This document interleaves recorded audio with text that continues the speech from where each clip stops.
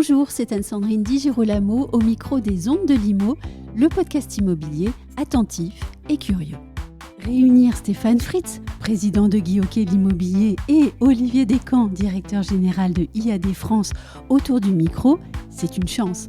Entendre ces deux grands dirigeants de l'immobilier marier leur voix, nuancer leur vision et défendre leur modèle tout en rappelant à chaque instant leurs soucis communs du client et de la qualité, ainsi que leur respect du travail de chacun, c'est un moment excellent de micro, comme on dit. Alors, me direz-vous, je n'ai toujours pas annoncé le sujet. Eh bien, disons que nous parlons enseigne, mais aussi métier, formation et marketing. Bref, c'est un champ immobilier à deux voix que je vous propose et qui suscitera, je l'espère, bien des réflexions. Olivier Descamps, bonjour. Bonjour. Stéphane Fritz, bonjour. Bonjour. Première question à l'un et à l'autre. Alors on verra qui répond en premier et qui a le dernier mot. Qu'est-ce qui fait selon vous la notoriété de chacune de vos enseignes respectives ? Stéphane. Deux. Qu'est-ce qui fait la notoriété aujourd'hui ? C'est l'implantation déjà des cabinets sur le territoire national, la visibilité qu'ils ont. C'est 30 ans d'ancienneté aujourd'hui sur le territoire national. C'est le travail aussi de chacune et chacun des collaborateurs et collaboratrices du réseau, les 3200 personnes qui composent le réseau. Oui. C'est leur travail au quotidien. C'est, la notoriété, c'est pas seulement le volume, c'est aussi la qualité de service qu'on apporte à chacune et chacun des clients. La trace qu'on laisse dans l'expérience du client quant à l'achat, la vente, la gestion, la location de son bien. Ah, j'aime bien ça, cette expression, la trace qu'on laisse. Olivier Descamps. Non, mais Stéphane a raison. Ce qui fait la notoriété, c'est d'abord les hommes et les femmes sur le terrain. Nous, c'est 15 000 personnes sur le terrain, en proximité. Et c'est la qualité du travail, donc la satisfaction de nos clients. C'est-à-dire qu'évidemment, on est sponsor, on sponsorise le top 14, on est partenaire, on communique. Mais la vraie notoriété, celle qui est solide, la trace, si je reprends ce que dit Stéphane, elle dure et elle perdure parce que la satisfaction des clients est là. Et donc, on a des indices de notation type ImmoAdvisor et autres qui permettent finalement de solidifier, de fortifier cette marque qui ensuite devient une marque à forte notoriété. Vous avez tous les deux évoqué une même notion, c'est celle de maillage en fait. Ça, c'est devenu quand même important, un maillage fort et concret. Pas quelque chose sur le papier, mais de réelles personnes ou enseignes diffusées sur toute la France. Il peut y avoir une différence entre les deux modèles, même si aujourd'hui, j'ai plutôt envie de penser à bon agent immobilier, mauvais agent immobilier, bonne expérience client et mauvaise expérience client, plus que de maillage dans son volume. Cependant, évidemment, il y a le positionnement dans les villes. Là où on est beaucoup plus présent, on a une forte notoriété. Là où on l'est moins, de facto, on le sera moins. Et aujourd'hui, on peut mettre une différence assez criante, c'est que les réseaux d'agents mandataires sont beaucoup plus présents là où nous ne le sommes pas. Nous, également, on est beaucoup plus présents dans les grandes agglos, dans les villes moyennes, même si avec 15 000, comme tu me dis, Olivier, vous êtes très présents sur le territoire national. D'accord avec ça, Olivier ? C'est très juste. En fait, nous, on est présents partout en France, mais on a construit notre réseau là où le modèle des agences traditionnelles ne pouvait pas trop s'implanter par des capitaux un peu élevés, par des coûts de structure un peu élevés. C'est-à-dire que s'il n'y a pas une densité de logement importante, c'est plus compliqué d'ouvrir son agence, si on le dit en un mot. Alors que quand on est mandataire avec des frais légers, en voyage léger, on est allé investir des territoires, comme on peut le dire en politique, des territoires, des secteurs, des bassins sur lesquels il n'y avait peut-être plus d'agences présentes parce que c'était trop dur à supporter, alors que nous, avec quelques milliers d'habitants, nos mandataires sont en capacité d'accompagner et de réaliser des transactions, d'accompagner les vendeurs et les acquéreurs. C'est très juste. Il y a une chose qui vous rejoint dans tous les cas, c'est la notoriété nationale, indubitable, et en même temps, un vrai impact local, en même temps, que ce soit le local, à chacun pour vous, une définition différente, mais voilà, local, national. En fait, c'est ça. Je pense que la réussite, c'est la réussite des hommes et des femmes, supportée par une marque forte. Donc nous, on s'applique à avoir une marque puissante, qui est connue, reconnue. On est jeune, on va bientôt avoir que 16 ans, donc on avait une autorité qui est forte, on a une position de leader très tôt, mais on reste une marque jeune versus d'autres confrères qui ont 50, 55 ans d'ancienneté et d'historique. Donc il faut une marque forte, mais la vraie marque, c'est ce qu'on appelle le fameux personal branding. C'est la marque de nos conseillers sur le terrain qui créent leur notoriété, qui créent leur savoir-faire, qui tissent des relations qui sont uniques et qui, conjugués à la marque nationale, font qu'à la fin, ils sont reconnus, recommandés par leurs clients.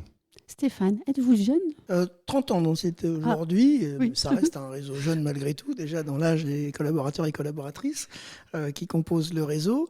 Je rejoins ce qui est dit. C'est, encore une fois, c'est la trace qu'on laisse. On voit, on va être faible à certains endroits là où on n'est pas très très bon, et on va être extrêmement fort là où l'expérience client, la trace dont je parlais, est laissée extrêmement forte. Le chapeau national de communication, que ce soit la télé, la radio, les investissements dans les clubs, tout ça, ça participe énormément à faire rentrer le client. Mais quand on parle de notoriété, c'est à le faire re-rentrer à nouveau. Oui. Et ça, re-rentrer à nouveau, c'est plutôt l'expérience que la communication. Oui, de façon certaine même, l'expérience, ça compte. Ce qui est important, c'est ce qu'on appelle c'est la recommandation. Oui. En fait, dans nos métiers, ce qui est majeur, c'est d'être recommandé. C'est-à-dire que si j'ai bien accompagné mes clients vendeurs acquéreurs, il y a une grande probabilité pour que la famille, les amis, les voisins, un jour diront, et dans le mix de marques, diront appelle Olivier de chez IAD. Donc il y a bien ces deux notions, c'est pas appelle IAD, appelle Olivier de chez IAD qui lui pourra t'accompagner. Donc la recommandation, qui est la conséquence de la bonne trace, si je rebondis sur les propos de Stéphane, c'est ce qui est majeur, c'est d'être recommandé, parce qu'on est d'abord connu, apprécié, et ensuite recommandé, parce que le travail a été bien réalisé, l'expérience était de qualité. Et cet Olivier de chez IAD pourra devenir un Olivier de chez Guy Hockey. Ou vice-versa. Beaucoup de mercato dans ce métier, donc il y a énormément de mercato. C'est la capacité, ce qui est important dans une marque, c'est la capacité à faire évoluer une personne à partir de zéro jusqu'à devenir. On parlait de communication et de notoriété tout à l'heure. La notoriété, elle est souvent faite pour les clients finaux, pour dire regardez, nous existons. Or, la valeur qui est créée aujourd'hui par une marque et la valeur qui est ressentie par le client, c'est entre le dernier des collaborateurs, le plus jeune d'entre eux, en tout cas le dernier, et le client final. Donc c'est ici que nous on concentre aujourd'hui nos efforts quant à faire devenir nos collaborateurs, beaucoup plus que le modèle économique en soi ou que la notoriété en soi. On peut peut-être aussi parler des professionnels que vous recrutez. Alors je ne sais pas si c'est le bon terme, mais vous faites rentrer dans vos troupes de nouveaux professionnels chaque semaine et chaque mois. Quand ils viennent vous voir avec l'espoir, par exemple, d'ouvrir une agence immobilière ou bien de devenir agent commercial, est-ce qu'ils sont déjà conscients de tout ce que votre enseigne représente et peut apporter ? Aujourd'hui, je dirais de plus en plus. Il est un peu comme pour aujourd'hui aller voir l'offre de biens immobiliers. Auparavant, il fallait se déplacer dans une agence. Aujourd'hui, on a tout sur le smartphone, on a tout sur... C'est pareil, aujourd'hui, aller comparer, voir ce que propose chacun des réseaux, il y a un accès qui est beaucoup plus facile. Par contre, on sait que c'est un projet de vie. On devient entrepreneur, je change de vie, je veux monter mon organisation. Donc aujourd'hui... La simple consultation sur un site des offres ne fonctionne pas et en tout cas ne rassure pas les candidats.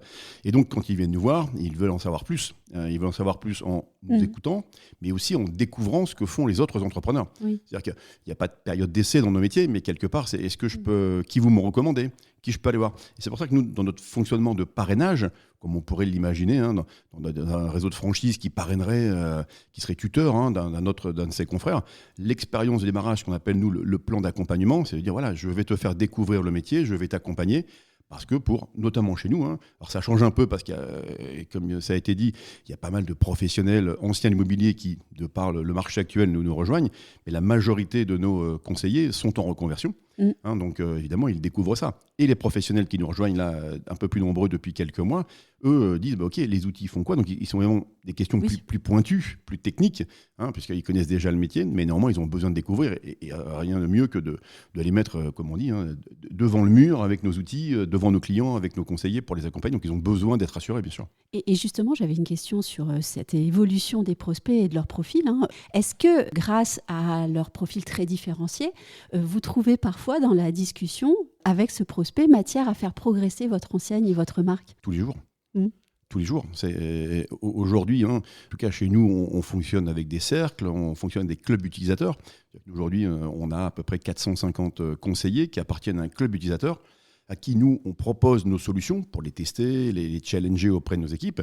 Mais eux-mêmes remontent des sujets de terrain et il y a, je vais pas dire, il y a une grande majorité de nos évolutions, de nos solutions, qui d'abord sont toutes confrontées avec l'avis de nos conseillers, mais qui pour grande partie remontent d'eux-mêmes parce que, comme disait une personne assez connue, qui de mieux que celui qui est plus près du terrain pour nous dire ce qu'il y a à faire, quoi. Donc ça, c'est majeur.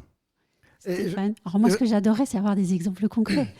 Je rebondis sur ce que dit Olive tout à l'heure, sur le fait que beaucoup d'agences immobilières, notamment en défaillance, vont rejoindre les réseaux non mandataires. Et ça va aussi également dans l'autre sens. Oui. C'est-à-dire des gens qui sont extrêmement isolés, parce que la différence des modèles, c'est que nous, on est en équipe dans une même boutique et que c'est souvent un peu isolé, même si aujourd'hui, ils ont quelques équipes sur le terrain. On peut dire la recommandation, quand on vient à nous, c'est pas seulement la notoriété, notamment en marque employeur pour faire venir des collaborateurs, c'est viens faire le métier, viens faire le beau métier que moi j'aime. Et ça, c'est la meilleure des recommandations. Vous pouvez faire toutes les communications que vous souhaitez. Si un ami à vous dit tu n'as pas de travail, viens faire le super métier, t'inquiète, tu vas l'apprendre, je vais t'expliquer. Ça, c'est la meilleure recommandation. Et là, pour le coup, ça, c'est de la vraie notoriété, mais on voit bien que c'est de la notoriété de terrain et d'expérience et non pas de la notoriété de communication.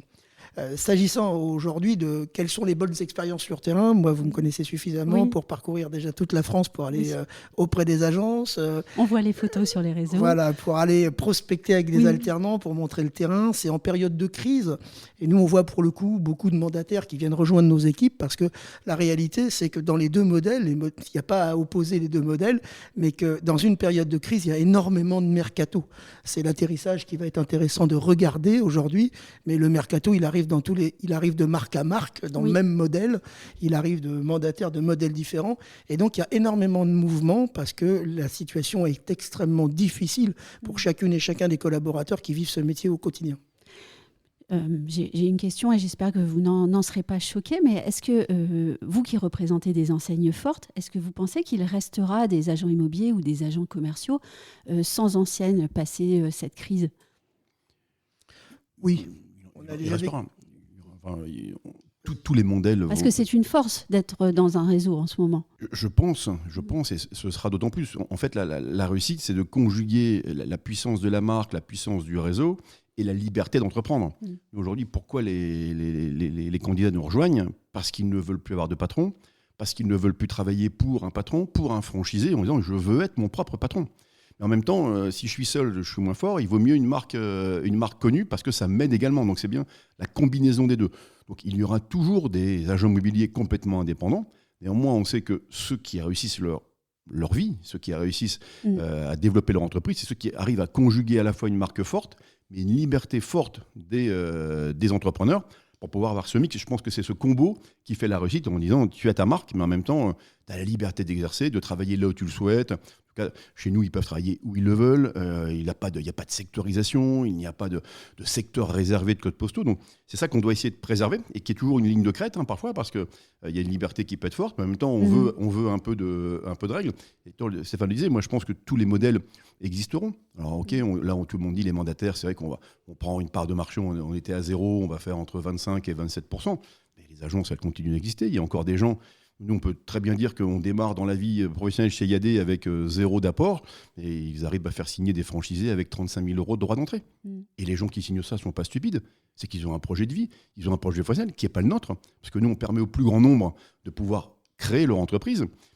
Eux, Stéphane et Guy Hockey ont un autre projet professionnel, mais qui attire du monde. Donc, je pense que la cohabitation existera toujours. Chacun y trouvera un modèle qui va le rassurer, qui va lui permettre d'accélérer.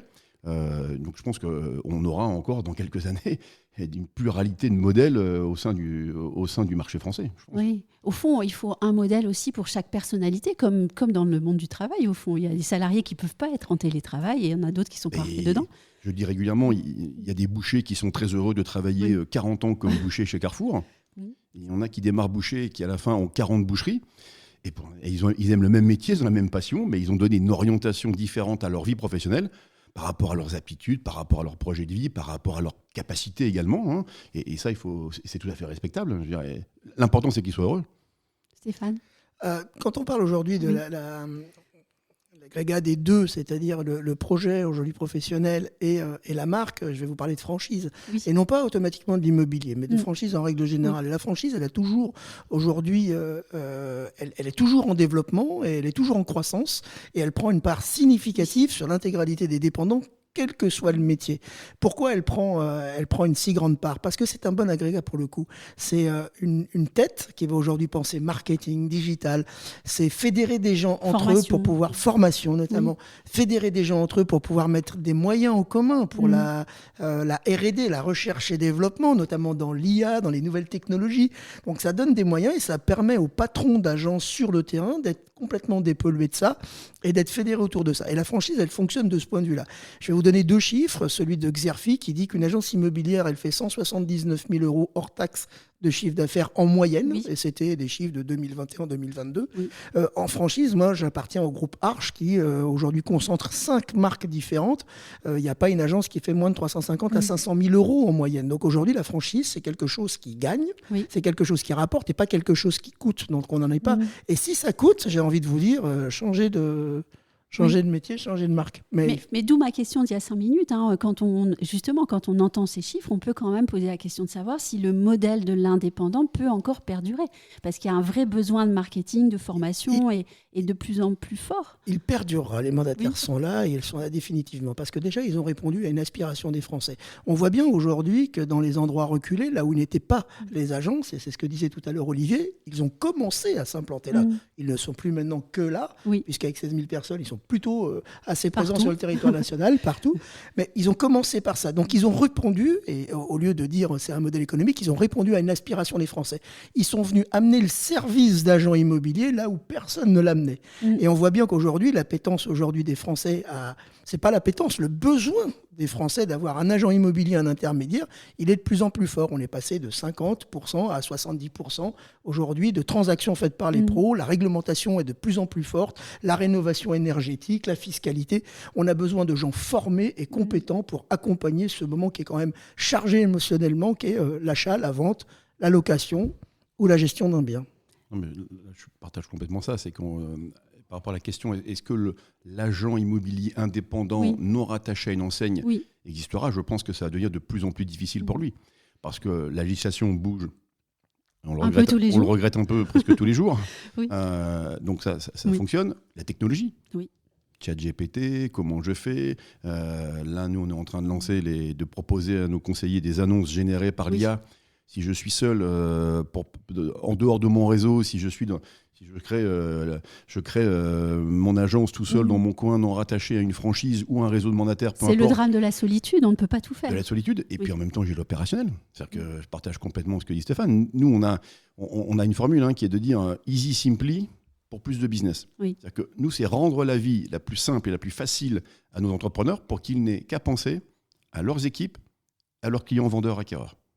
Si je suis seul, je dois inventer la prochaine IA, je dois négocier je ne sais pas quoi, je dois réfléchir à ça, je dois me connecter tous les jours sur le site législatif pour ne pas me mettre hors la loi, alors que nous, on leur apporte tout ça. Et que ce soit en franchise ou que ce soit sur des réseaux de mandataires comme nous, l'accompagnement, il est majeur. Donc ça, je pense que ce modèle-là, je pense qu'il aura des difficultés à perdurer parce que ça bouge trop vite. Et donc l'accompagnement, il est majeur. Ne rien manquer, c'est absolument impossible en fait en ce moment. Clair. J'ai une dernière question. On laisse de côté cette distinction entre agents commerciaux et puis agents immobiliers. Selon vous, l'enseigne du futur répondra à quels besoins et comment elle pourra s'insérer avec succès dans le paysage économique qui a énormément bougé déjà depuis 2023 et qui en 2024 va continuer à changer? Je dirais 2 choses. D'abord, la dichotomie entre les modèles, il n'y a que les professionnels qui la font. Oui. Le client, lui... c'est pour ça que je l'ai mise de côté. Mais c'est important, mais je le reprécise. Le client dit, j'ai en face de moi un professionnel. Une personne. Une personne qui m'accompagne, qui répond au téléphone, qui décroche, qui vient me voir le samedi ou le dimanche. Et c'est d'ailleurs aussi la différence. Et s'il ne vient pas, je n'aurai pas la confiance pour me représenter et je n'aurai pas mandat.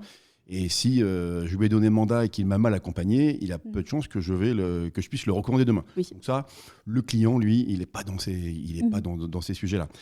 Non, je pense que l'enseigne qui réussira demain, Stéphane, il y a déjà un peu répondu, il a répondu aux notions des aspirations des clients. Mais je pense, et c'est aussi une des forces, des modèles au-delà d'une autre, au-delà de notre marque, des modèles de mandataires, c'est d'avoir répondu aux aspirations des Français entrepreneurs. En disant, mais moi, je veux avoir ma liberté de temps, je veux avoir une liberté financière, je veux pouvoir décider de ma propre vie. Donc, il faut répondre aux aspirations des clients, vendeurs, acquéreurs, propriétaires, bailleurs, locataires, etc. Mais il faut surtout répondre aux aspirations de la génération. Aujourd'hui, je veux pouvoir être libre. Vous voyez, les études sur les plus jeunes disent « mais moi, je crée ma boîte ». Je crée ma boîte. Oui. Parce que je ne veux pas être comme mes parents. Alors, il y a des cycles, je ne veux pas être comme mes parents, je ne veux pas être dépendant, je veux faire ce que je veux. Et donc, il faut qu'on soit tous vigilants à être alignés avec les attentes des consommateurs, on va les appeler comme ça, mais aussi avec les attentes des entrepreneurs qui vont nous rejoindre pour ne pas être décorrélés d'un mouvement de société profond, rapide, qui change très vite. Donc ça, c'est la deuxième vigilance qu'on doit avoir, c'est avoir des modèles d'entreprise adaptés aux aspirations des entrepreneurs qui veulent se lancer dans ce métier. Et Stéphane, on a souvent parlé au surplus de l'importance de se soucier du client. Alors, souci du client, déjà, je vais revenir. Oui. Mandataire, agent commerciaux, il faut savoir que 60% aujourd'hui de la force commerciale chez Guy Hockey est agent commercial, donc il est payé à la com de la même manière, donc a aussi sa totale indépendance. S'agissant du client, je suis assez d'accord. Moi, j'ai vu arriver avec force les mandataires, ils sont passés de zéro et on a connu l'arrivée d'IAD tout petit à Melun et aujourd'hui la force que ça a et la force d'autres réseaux aussi assez puissants en tant que mandataire. Oui. Donc moi, mon travail à la tête de Guy Hockey, c'est de savoir si oui ou non il y a pas un peu de vrai là-dedans, si on va pas tous travailler de chez nous ou pas. Et pour pas être sclérosé, pour pas le réfléchir en vase clos, on a fait une enquête auprès des Français. Et cette enquête, elle est assez surprenante parce que la première chose, elle dit exactement ce qu'on dit tous les deux, Olivier et moi, c'est la personne d'abord. Les gens mettent de la confidentialité par les revenus, par les impôts, dans l'entretien et tout. Agent immobilier le sait, ça. Mais ils mettent également de l'intimité. On parle de divorce, on parle de décès, on parle d'enfants.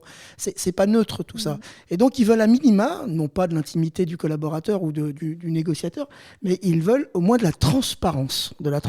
Ça, c'est la première chose que demandent les Français. On avait mis dedans l'intégralité des modèles, en ce compris PAP, on avait vraiment tout mis dedans de façon à vraiment pas faire de distinguo. Et la question qui a été posée, c'est comment vous voyez l'intermédiation demain ? La deuxième, elle a été extrêmement surprenante pour nous, on en a été ravis, mais on ne l'avait pas posée, c'était l'agence immobilière de centre-ville. Donc on dit oui, c'est bien, mais vous n'y allez jamais, parce que le fait est, elles n'y vont jamais. Donc là, ça donne raison pour le coup un peu aux mandataires. Non, ça pose la confiance que d'avoir une agence en centre-ville, et ça vient en deux. Je vous donne une troisième information avant de vous dire la troisième aspiration des Français pour l'intermédiation à l'avenir, c'est qu'en 6 n'arrive que le prix. Parce que le sujet du prix de la commission, les honoraires aujourd'hui, ce sujet-là n'est pas majeur pour eux. Ils vont acheter quelque chose. C'est tellement émotionnel et engageant, un crédit sur 25 ans, c'est tellement que le prix de la commission de l'accompagnement n'est pas un sujet du tout. Ou en tout cas, il arrive en 6. Évidemment que ce n'est pas neutre, mais il arrive en 6e. Et la troisième chose, c'est les services. La perception aujourd'hui du client, je ne parle pas du vendeur qu'on va beaucoup accompagner, mais de l'acheteur. L'acheteur, s'il vient et que sur la première visite qu'il fait, il regarde qu'il y a un salon à droite, une cuisine à gauche et qu'il paye 10 000 € d'honoraires, forcément, sa perception, elle est tronquée. Donc aujourd'hui, ils veulent des services. Et je pense aujourd'hui notamment au service d'un acheteur sur le déménagement, sur le financement, sur l'assurance, sur le transfert de ses comptes, sur l'inscription des enfants à l'école, si on pouvait rêver un peu la chose. Mais c'est la notion de service, demain, je pense, et ça se fera que par la formation. C'est la raison pour laquelle nous, on a intégré la formation aujourd'hui dans notre modèle économique, qu'on la développe, qu'on monte un CFA, qu'on la perfectionne, qu'on l'améliore, qu'on innove en termes de formation, en ce compris dans la façon pédagogique de délivrer la formation, pour la mettre dans le téléphone, illimitée. C'est pour ça, parce qu'on pense qu'aujourd'hui, on doit répondre à ces trois aspirations. L'être et la personne, et c'est ce dont on a parlé tout à l'heure. L'agence, je pense que c'est important et qu'elle aura toujours de beaux jours devant elle, même si elle cohabitera, bien évidemment, avec les réseaux d'agents mandataires. Il n'y a pas de sujet avec ça. Et le troisième, c'est multiservice. C'est un peu ce qu'on a embarqué il y a 4 ans, mais qui est un petit peu difficile, un petit peu à faire décoller actuellement. Mais on pense que l'agent immobilier ne pourra pas faire que la visite quand il accompagnera un acheteur ou un vendeur. Et vous, Olivier Descamps, on voit bien que les agents immobiliers, ils évoluent. En fait, ils sont extrêmement malléables dans leur modèle. Voilà. Ils ont leur boutique, si je peux utiliser ce vieux mot. Mais vous, d'un autre côté, est-ce que vous allez peut-être basculer un petit peu vers les agences immobilières en ayant peut-être des points d'attache ou des choses comme ça ? Alors, quand on est né en s'appelant immobilier à domicile, c'est compliqué d'avoir des agences. Oui, mais donc, un point de rencontre ou quelque chose ? D'abord, la loi nous l'interdit. Nos amis ont mis ça dans la loi il y a quelques années pour interdire au mandataire des agences. Oui, la loi, ça change. La preuve, tous les jours, ça change. Et pour aller plus loin, on est dans 8 pays dans le monde. Oui. Il y a des pays dans lesquels l'agence est autorisée par les mandataires, on la refuse. C'est-à-dire que dans certains pays, en Italie par exemple, il est possible qu'un mandataire ait une agence. Dans notre modèle, on dit non. Pourquoi ? Parce qu'il faut voyager léger. Donc on voyage donc léger. C'est vraiment dans le modèle. C'est un modèle. Notre modèle, il est monté en disant ne vous mettez pas dans les frais, ne versez pas de droits d'entrée, ne mettez pas d'investissement, ne payez pas de loyer, ne payez pas de table, n'investissez pas, vous avez tout ça à la maison. Néanmoins, là, pour revenir à ta question, donc ça c'est pour les clients. Par contre, en France, il y a à peu près 300 pôles de formation et de cohésion. Pour les êtres, si je reprends la formule de Stéphane, pour nos professionnels, qui à un moment se disent, parce qu'ils sont très différents tous, 15 000, certains haïssent l'agence, haïssent le bureau, haïssent les locaux d'entreprise. Ils ont quitté ça, ils sont venus chez nous pour ne plus voir ça. Et donc, ils travaillent de chez eux, tout le temps. Et bien sûr, chez leurs clients, puisque c'est là le lieu qui rassemble tout le monde. Et d'autres disent, mais finalement, oui, je veux ma liberté, mais j'ai besoin de me retrouver. Et donc, en France, on a 290 pôles de formation et de cohésion dans lesquels les mandataires se retrouvent. Alors, il n'y a jamais de clients, puisque la loi nous l'interdit, mais ils se retrouvent, ils se forment. Nous, on a presque 700 formateurs qui sillonnent toute la France. Et donc, ils se retrouvent là. Certains prennent un café, ils font des briefings, des débriefings, ils font des sessions de formation. Et donc, c'est pour ça que c'est toujours un peu hybride. C'est que je ne veux plus ça, mais en même temps, j'ai besoin pour certains de se retrouver. Donc, sur les clients vendeurs acquéreurs, nous, c'est un concept et on a une croyance très forte là-dessus. Par contre, pour les entrepreneurs, liberté à chacun d'avoir besoin de se retrouver parfois. Et on sent que parfois, c'est nécessaire de passer du temps ensemble autour d'un café, autour d'une pizza le soir pour débriefer de la journée, notamment pour les jeunes. Quand on est jeune et qu'on démarre, si je suis là, je fais comment ? Revoir un plus ancien qui lui donne 2-3 tips, qui lui dit tiens, hier j'ai vendu. Ah, t'as vendu, mais j'ai pas vendu. Je pensais que le marché était difficile. Non, le marché n'est pas difficile. C'est peut-être toi qui as besoin d'être accompagné. Donc je vais te donner je vais t'accompagner. Bref. Et donc ça, c'est liberté à chacun, encore une fois, de le faire. Donc c'est pas nous qui le faisons. Ce sont les entrepreneurs qui sont des chefs d'entreprise qui décident d'ouvrir ça, d'installer ces pôles de formation pour se réunir et travailler ensemble. Stéphane est très très fier de son Netflix de la formation. Il le dit parfois comme ça. Et j'aimerais connaître la part, puisqu'on parlait tout à l'heure d'hybridation, entre la formation en présentiel et puis en e-learning chez chacun d'entre vous. La part en présentiel, elle a évolué par 4 depuis qu'on a intégré le modèle aujourd'hui. Donc en présentiel, on fait beaucoup de choses. En revanche, la plateforme d'e-learning, elle permet de laisser au présentiel tous des jeux de rôle et plutôt de l'être et donc de faire le descendant. Ce qui est assez rébarbatif, parce que 5 jours de descendant, je peux vous garantir qu'il ne vous reste pas grand-chose à la sortie, que ce soit chez IAD, chez moi ou chez un autre. C'est toujours la même chose à chaque fois, et on le voit bien quand on va dans les agences et on dit qu'est-ce que tu as appris en jour 3 ? Voilà, souvent des lapins dans les phares. Donc l'idée, c'était de mettre aujourd'hui dans la plateforme d'e-learning des modules qui soient des modules courts, un peu à l'image des Reels d'Instagram ou de TikTok. Maintenant, vous savez qu'on apprend, on s'informe et on se forme au travers de petits modules.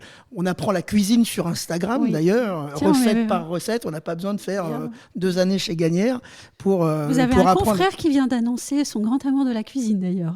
Qui ? Stéphane Plaza. Ah, il a bien raison. Sur les réseaux. Il a bien raison. Mais on apprend à faire la cuisine par des reels. Et ce qui est bien, c'est que les gens qui n'ont pas eu d'études au préalable, les gens qui lisent des livres jusqu'au bout et qui en lisent beaucoup, ils sont peu nombreux. Il y en a de moins en moins. En revanche, je pense que si jamais aujourd'hui on réapprend aux gens à réapprendre vraiment, notamment par des petits modules qui vous permettent... Je vous donne le cas du compromis. Si vous apprenez le compromis en janvier, vous avez votre premier compromis en février ou en mars, il ne vous reste plus rien au moment de cette formation présentielle. En revanche, si vous avez un rappel d'1 minute et demie qui vous dit les fondamentaux du compromis à 11h et que vous passez votre compromis à 14h, on vient de rapprocher à ce moment-là l'apprentissage du geste et on crée de la compétence. Et si on fait ça un petit peu par plein de petits modules, au moment où le geste va arriver, on se retrouve avec dans son téléphone un mini-coach, c'est ça la plateforme d'e-learning, un mini-coach qui va vous permettre de préparer vos rendez-vous, et on dit 90% de la réussite d'un rendez-vous, c'est sa préparation, de préparer votre rendez-vous et donc d'améliorer les compétences des uns et des autres. Et donc, ça laisse la place. Alors, moi, j'ai des formateurs qui m'ont dit, mais en présentiel, on ne fera plus rien. Non, ça laisse la place à monter le niveau, à faire plus de théâtre, plus de jeux de rôle, plus de mise en situation et plus d'échanges de best practice entre collaborateurs et entre eux. Et là, parfois, en présentiel, il faut après mouiller la chemise, parce qu'il faut vraiment répondre aux questions. Il n'y a plus de personnes qui sont autorisées à rester au fond de la salle sur leur téléphone, en fait. Non, c'est clair, la formation, c'est essentiel. Tu vois, quand je disais qu'on avait près de 80% de reconversion, c'est que nous, il y a 10 ans, on a créé l'université en ligne pour évidemment accompagner les mandataires qui nous rejoignaient. D'abord, pourquoi avoir une partie en ligne et une partie en présentiel ? La première, c'est là aussi pour leur permettre de pouvoir se former sur certains modules sans devoir se déplacer, sans devoir prendre des nuits d'hôtel pour aller rejoindre un centre de formation, un siège qui est parfois à 2 ou 3 heures de TGV. Et on y a mis des formations qui étaient des formations qui sont des formations assez faciles à faire en e-learning. Là, je prends la dernière, par exemple, la formation la formation discrimination. Bon, aujourd'hui, on peut pas faire, on peut la faire très facilement soi-même devant l'écran. Puis il n'y a pas grand-chose à inventer non plus. Hein. Et donc voilà, donc quand il n'y a pas inventé, quand il n'y a pas une interaction forte, et je vais dire, on a presque 700 formateurs habilités qui sont tous déconseillés. Et donc les formations présentielles, elles sont majeures. Pourquoi ? Parce que Stéphane a très bien dit, la pédagogie c'est pour les enfants et l'andragogie c'est pour les adultes. Et l'adulte ne retient que les sessions de formation quand il est devant l'obstacle. Autrement dit, former des adultes 2 mois avant d'avoir rencontré un notaire ou un compromis, il l'aura oublié.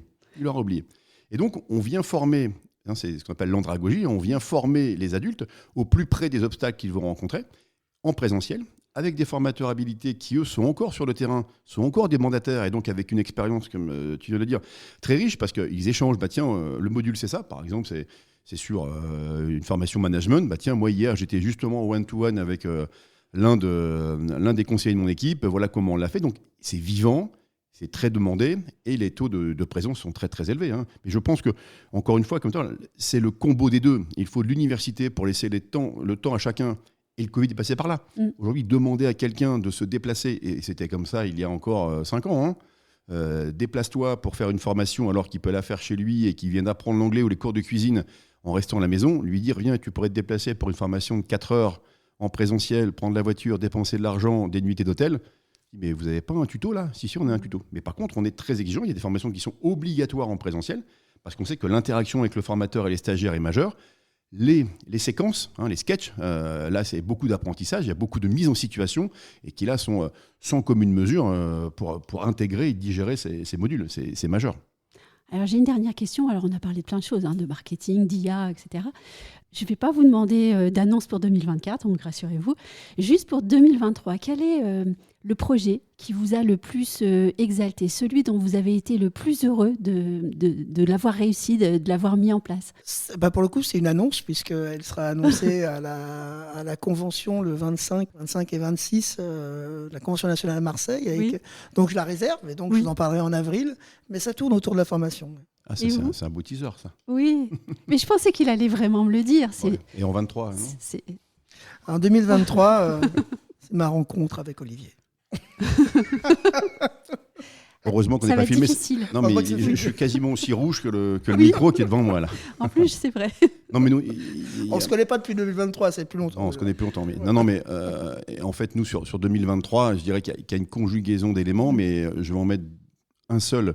C'est celui de continuer à tenir la promesse des fondateurs, qui est de faire d'IAD une entreprise internationale One Network. C'est l'ouverture de la Floride et l'ouverture de l'Angleterre, qui, après les 6 autres pays, démontre bien que chez IAD, quand on entre chez IAD France, par exemple, on n'entre pas chez IAD France. On rentre chez IAD dans 8 pays dans le monde. Et je pense qu'on a fait plein de choses. Mais ça, je pense que c'est vraiment un signal fort pour dire, oui, la promesse, la vision de nos cofondateurs en 2008, on la poursuit, on la fait exister, on l'incarne. Et aujourd'hui, IAD, c'est être IADien, c'est être en capacité de pouvoir se développer dans 8 pays dans le monde. Donc c'est peut-être le meilleur souvenir fort de l'année dernière. Oui, et moi je confirme que ce communiqué-là, il est bien passé sur le site. Donc voilà. Je ne l'ai pas loupé celui-là. Merci beaucoup à tous les deux d'avoir bien voulu répondre à mes questions. Et puis Stéphane, on va se retrouver très vite pour parler de formation alors. En avril. Mais Olivier, peut-être après d'autres choses. Moi, je le découvre. On y reviendra. Comme il m'invite à sa convention, je verrai en live les annonces. C'est ça. Merci beaucoup.